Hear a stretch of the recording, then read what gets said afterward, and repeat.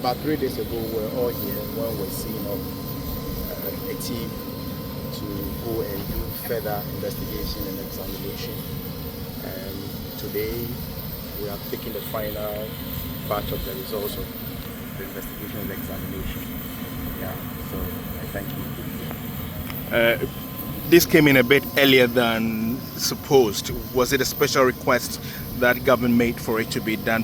Because we got an indication that about between 4 to 6 days or so thereabout was the time needed. Was this a special request made by government? Yeah, if you recall, last time when they were going, we told you that we're going to expedite action on it, given the circumstances at hand.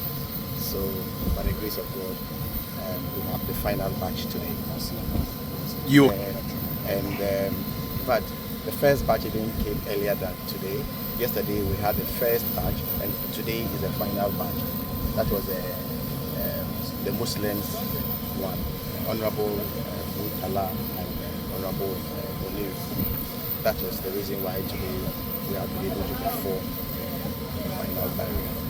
For clarity's sake, what samples are you holding, and for which individuals? Well, they